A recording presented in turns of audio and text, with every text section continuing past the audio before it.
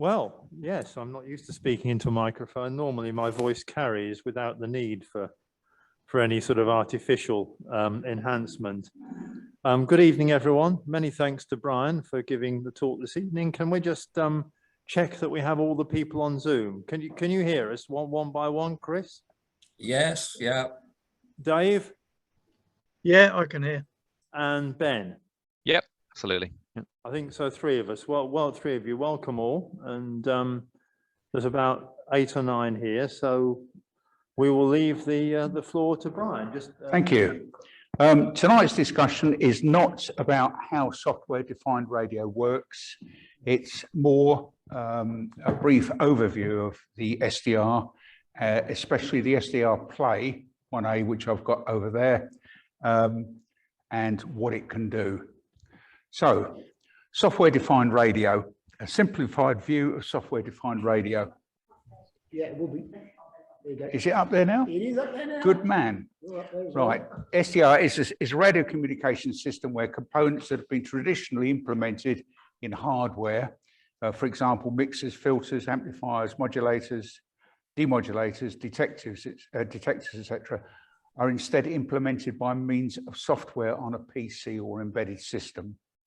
While the concept of SDR is not new, the rapidly evolving capabilities of digital electronics render practical many processes which were once only theoretically possible. There are many types of SDRs available. RTL SDR is probably the most common. Not all SDRs offer the complete amateur band allocation in a single package. My SDRplay 1A is usable from 1 kilohertz to 2.2 gigahertz, so it covers the whole spectrum. Whereas stuff like SDR, if you buy the cards to go with it, you can get HF capabilities, high definition, although it will work lower definition if you don't have it. Beware of RTL SDR clones. They've got 4 screws on the end panel, and the genuine article only has 2. Whatever your choice, it pays to shop around as prices vary quite considerably. I bought a load of junk from China, which was junk money, and it didn't work. Right. The RSP1A is a popular entry-level receiver. It's a powerful wideband, full-featured 14-bit SDR, perfect as an all-round general coverage communications receiver. All you need is an antenna, a length of wire will do, and that's exactly what we've got. There's a steel support post to the canopy outside. There's a bit of wire hanging on it, all the way back into the window. An SDR receiver, we've got SDRplay 1A, a computer, laptop, PC or Raspberry Pi, and I've got both a laptop and a Raspberry Pi tonight. SDRuno, SDR console, HD SDR or cubic SDR. I prefer SDRuno, but your taste may differ.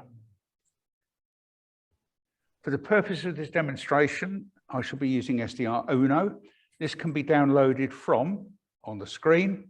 The website is extremely helpful in guiding you through download and installation. And it's worth downloading the manual. If you're interested in SDR at all, it's worthwhile downloading the manual. Right, minimal setup, and it really is minimal. You want an antenna, an SDR receiver, and a laptop. And as the little man down the bottom of the screen says, simples. When SDRuno loads, it will display as many panels as possible, depending on your monitor resolution. Now, the resolution on this monitor here is 1920 by 1080, so it loads the default, which is the maximum number of panels that you can fit. If you have a lower resolution, it will fit less panels in, but you can switch panels in and out as you wish. What you see here is what you call a workspace, the whole thing. And SDRuno has up to 10 workspaces, which can be modified and saved to suit. You can have different panels open in different workspaces. You do all sorts of things. You can set them up with a default frequency to be listening to, and then switch over workspaces whenever you want to work that frequency. And you can actually save them where it says the little red box. There are 4 panels of interest as far as this discussion is concerned. And the first one is the main. This starts and stops the receiver, and its close box closes all the panels. It shuts the whole thing down. You can close other panels down individually, but this one panel, the main panel, will close the lot. The receive control, this is your front panel, your rig, if you like, and controls your receiver. And I'll show you a bit more about what that can do in a couple of slides' time. This is the auxiliary signal panel, and it works in conjunction with the main frequency in the waterfall at the bottom. And that is your main waterfall. The frequency or the signal at the red line on the main waterfall will be the portion in the darker area of the auxiliary signal panel. To start the receiver, you click on play. This then changes to stop. And there's no guesses what the stop button does. Gain is controlled on this slider, but beware, it works upside down. This is your receiver's front end, which is the receive control panel. And from here, you can select which VFO you want. You can have VFO A or B, and you can swap the frequencies on A to B and B to A. You can select any mode you like, AM, FM, CW, double sideband, lower sideband, upper sideband, digital. I've forgotten what SAM means now. You can select a filter. Now the filters will be set according to the mode you've selected. So if, for argument's sake, you select lower sideband, upper sideband, it will give you 2.7 kilohertz as a notch or as a frequency filter, but there will be other values there. You've also got noise reduction and blanking. You can have noise blanking wide, noise blanking narrow, and then you've got the NR, which is noise reduction. And then you can select notches. Notches you can apply to a signal that you're receiving, and I'll explain a little bit about that further on. If you select EXW, the button at the top, it enables the adjustment of CW peak and noise reduction and noise blanking and NCH1 to NCH4. And that's the little panel you get. You can actually physically adjust those values. And this is your receiver's front end again. You've got squelch, volume, and automatic gain control. You've got your band switches there, your signal meter there, your S meter, which is calibrated. Hold on, I've got notes here. When used with any RSP, the S meter is accurately calibrated. In order to change from S meter function to FM tuning, all you do is simply click on the S meter. By default, the IARU region 1 settings are used. In this mode, S9 equals minus 73 dm for frequencies up to 30 megahertz and minus 93 dBm for frequencies above 30 megahertz. Right, to manually select a frequency, and you need to ensure that the receive control panel is selected, just click in it. If you look on the screen there, the top left panel, the main panel, the SDRuno writing is in red, and all the other panels are in black. So if you see the writing in red, it tells you that panel is selected. So now I've selected the panel. If I press spacebar, it sets the display to 1.30s. And then I can type in part of a frequency. Here I've typed in 14.1. And then if I hit the M key, it fills absolutely everything else in for me. Now to change bands, you click on the band button, and you can select one of the items for the drop-down list and then click on a band button afterwards. Now the drop-down list, the ham lower bands offer you 2200 meters to 15 meters. The upper is 12 meters to 23 sems. And then you've got broadcast bands, which are 75 megahertz to 19 megahertz, plus medium wave and long wave. And this makes a fabulous radio if you're listening to music in your shack. And note that the frequency, here we've selected the 20 meter band, and the frequency is mid-band 14.175, and that the band button's lit.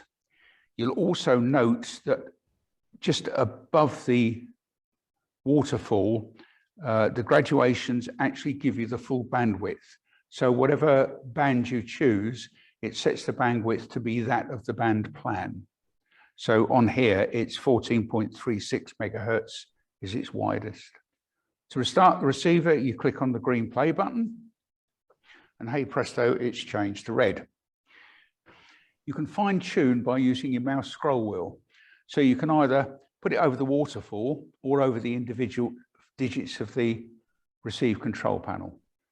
And that whatever signal is available at the center line of the waterfall also appears up in the auxiliary panel. And here you can apply notches to the signal in the auxiliary panel. So as I say here, there are so many things you can do with RSP1A, but it would take far too long to discuss them here tonight. I've got the manual here, which is 128 pages, which nobody really wants to read tonight. As I say here, I have my SDRplay 1A set up with a wire antenna and SDRuno on here. The manual will be on the table. So it's just for you guys to play with, I think.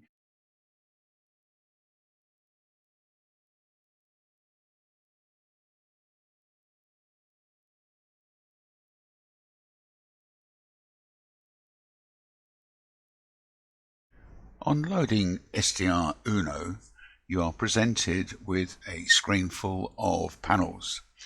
This is known as the default workspace. There are 10 workspaces available within SDRuno.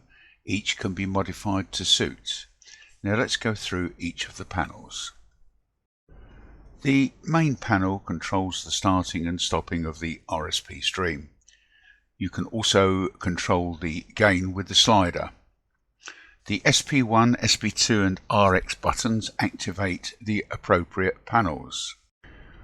Although each panel has its independent close icon, which will close just that particular panel, clicking on the close icon on the main panel actually closes SDRuno completely.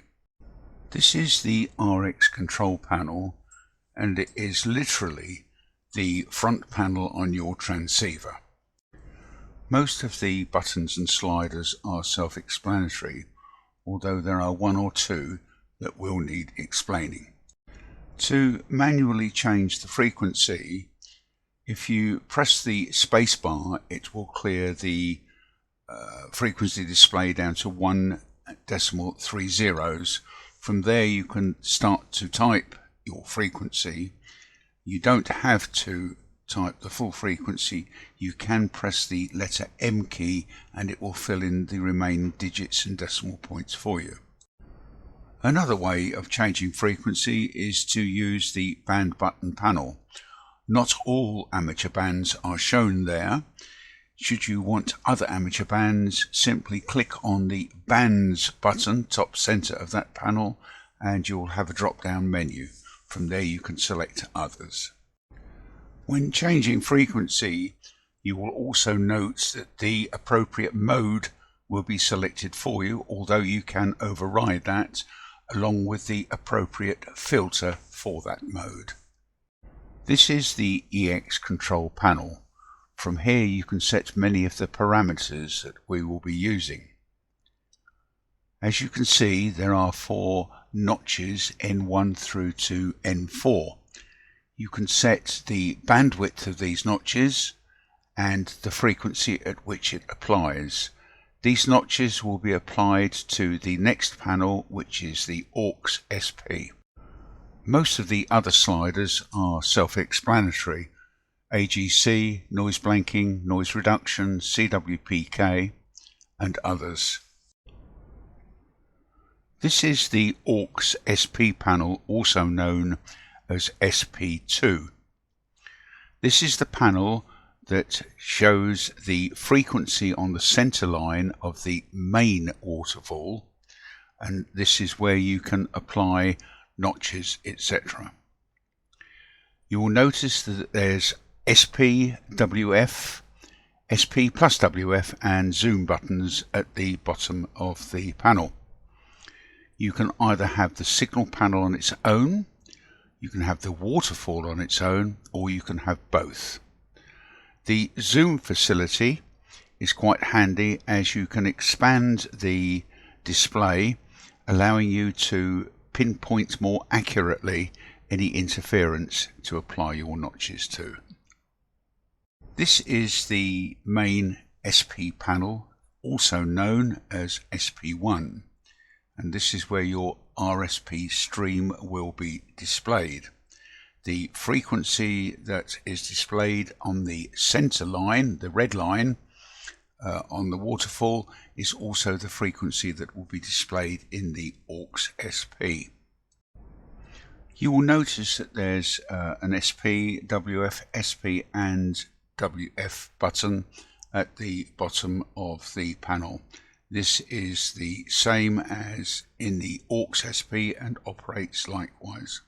There is also a combo button, and this allows the overlaying of the SP and waterfall on top of each other. You will notice at the bottom of the panel there's a zoom button.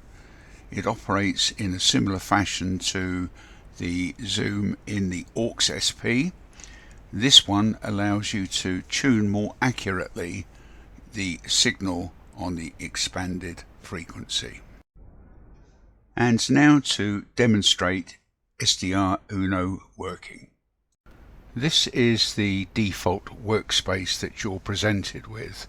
There are, as I've said before, up to 10 workspaces that you can load. You can modify each of the panels to suit and save them. This is the default for 1920 by 1080 pixels. To get the stream running, all we do is click on the green play button. This gives us a starting point. Looking for a signal, I see one about here, so if I click on it,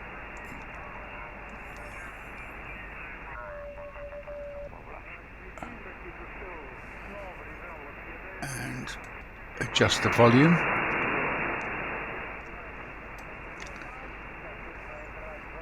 that seems a very quiet signal. Right, let's try 40 meters, so we click on the 40 meter band. The green light goes on to indicate that it's active, and you'll also note that the frequency is in the center of the 40 meter bandwidth, bandwidth. If we come down to this signal here and we select upper side bands and adjust the frequency there, that is FT8. So we go back to lower side bands and see if we can find a signal, which I think there probably isn't one.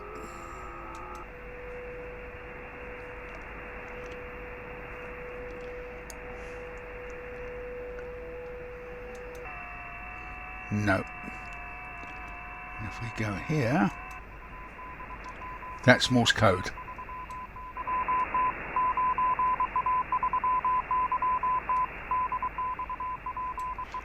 We can stop the RSP stream like so. And what I want to do is to try and find a band where we have a couple of signals that are interfering with each other. Back in a minute. Hi, I've not had much luck trying to find two signals interfering, but as an example, we're looking at CW here. We have an exceptionally strong signal on the right hand side and a couple of weak ones to the left of it. I'll take the notch off. If we find a signal that we wish to suppress, press the shift key. You will note that there's a yellow line now appears on the AUX spectrum panel. If we left click, that now assigns that value to notch 1. Clicking on notch 1, we now have a notch you can see some of the signal is still appearing. So if I use the mouse wheel and rotate it on the bandwidth of N1, which is notch 1, you'll see that that signal has disappeared entirely. And this is one of the fancy things, if you like, that you can do with SDRplay 1A. SDRplay 1A is not just limited to the amateur bands. If we click on the play, I can go to the frequency panel here. It's active because SDRuno is in red in the plate at the top of the panel. I press spacebar. That clears the frequency to 1.3 zeros. I will, for argument's sake, type in 89.1, and instead of typing in the remainder of the frequency, just hit the M key. That now fills that out for me.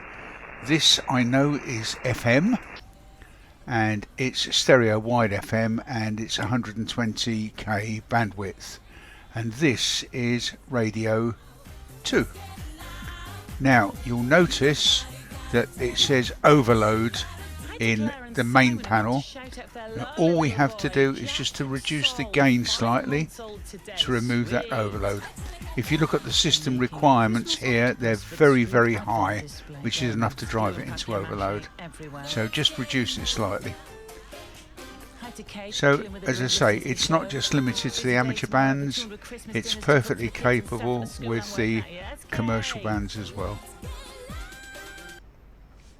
As I explained earlier, there are buttons at the bottom of the SP panels.